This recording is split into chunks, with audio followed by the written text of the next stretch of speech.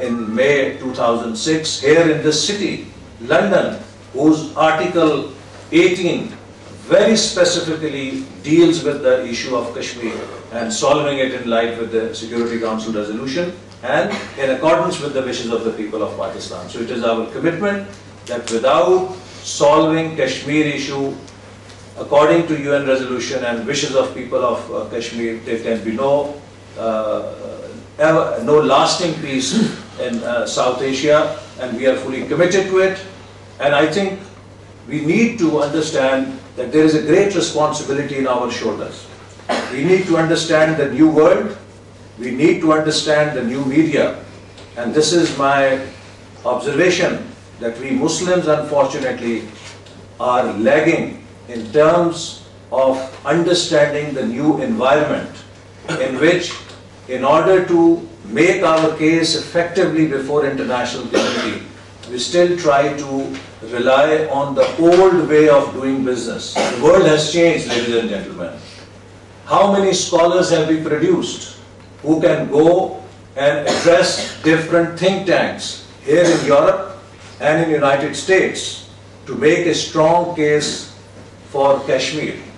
I am witness that almost 15-20 years ago, Indians started sending their scholars to different think tanks in order to convince the opinion leaders and the researchers that Kashmir is not an indigenous issue, it is an issue which has been thrust by the intervention of Pakistan and is something which is related to terrorism. And since then, they have produced number of research papers, a body of knowledge, which now number of scholars use when they go on Google and do search on Kashmir. All those articles written by Indian authors do come to project Indian point of view on Kashmir. So we need to work on the field of research, scholarship and intellectual leadership to internationalize the dispute and the issue of Kashmir, so that the international community understands that it is their responsibility, it is responsibility of the world community. It's not just a bilateral matter, it's a matter of human rights, it's a matter of political and fundamental democratic rights. How can any democratic country today say that the basic right of self-determination, what are Kashmiris asking?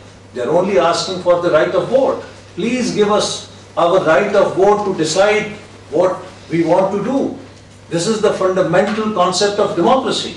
So how can democratic nations today deny this right of vote to Kashmiris? Not only it is their fundamental right to express their will, but it is also their fundamental right that they must be provided this opportunity in a manner which is without any intimidation, coercion, and it is in an environment where they can freely express their will.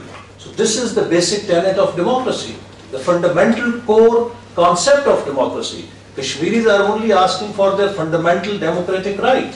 We have a very strong case, but we have to go out and tell the international community that why it is important. I would have liked very much, and I hope that we do a better job to see and to reach out. It should not be left to Pakistanis only or to Kashmiris to fight for Kashmir. We should co-opt the international human rights organizations. We should have more NGOs, civil society representatives come and plead it. The local organizations from here who should champion the cause of Kashmir rather than just leaving it to Pakistani and Kashmiri communities to champion the cause of Kashmir. We should reach out to the international media and try to raise the profile of Kashmir issue in international media. If we get headlines in Pakistani newspapers, I don't think that that serves the Kashmir cause in any way, because Pakistan is already committed. The issue is, how much space can we get here in The Economist? How much space will you get tomorrow in the Daily Telegraph, in the Independent, in the Guardian, in the Financial Times? That is where I think we need to focus, and how can we internationalize the issue of Kashmir. In the end, I would again thank the organizers of this conference and would like to compliment their effort, and I fully endorse the views that certainly peace is required in South Asia, but in order to establish peace, we need to move beyond PR gimmicks. This is not something which can just be done through carrying out media campaigns. We need to get to the basic reasons or the basic conflicts, and we need to resolve them, because without political trust, without political confidence, you cannot lay down any foundation for lasting peace or for any economic cooperation to take place. South Asia is losing its role. South Asia is losing because of this conflict in the international arena. India is paying a heavy price. Look at the Human Development Index of India. India ranks amongst one of the lowest countries in terms of its Human Development Index because it is still spending heavily on defense. 500,000 soldiers are concentrated in the valley of Kashmir. For every 11 Kashmiris, there is one Indian soldier. And if we look with the concentration of troops, probably Kashmir is the #1 conflict in the world where you have such highest deployment of military against the local people. With these words, I would end and again express my gratitude and thanks to the organizers for giving me this opportunity, and wish Lord Ahmed success and compliment his efforts. And I think that under his leadership, Kashmir's promise, which his predecessor made to the people of Kashmir, inshallah, will be realized and fulfilled. Thank you very much.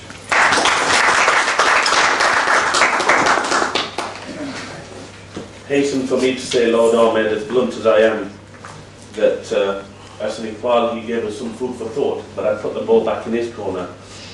Having tried to analyse the situation with regards to think tanks and what we can do, you've got the Hudson Foundation, the RAND Corporation, you've got Centre for Foreign Policy, 1,001 other think tanks and corporations here, as well as India pushing forward. Now I have to say that it's a catch-22 situation.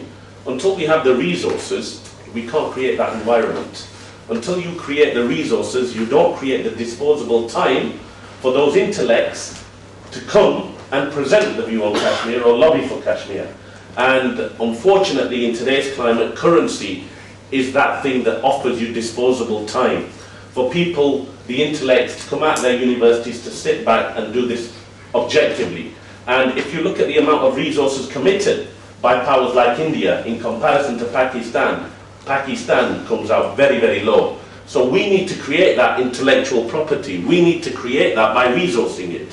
And by resourcing the right individuals, whether that's in Europe, America, or back home. I know Lord Ahmed once led this light brigade with the Saudis with regards to a think tank, a university for Muslims.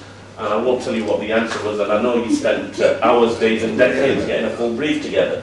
And we read that in the media. So I put the ball back in the court of those people that when they come into governance, where there is amounts of wastage, that we can at least put some coffers aside for these useful and very well, and in the 21st century, believe you and I, the diaspora communities of Pakistan will have a major role to play in terms of influence. And this is where we can use people like Lord Ahmed.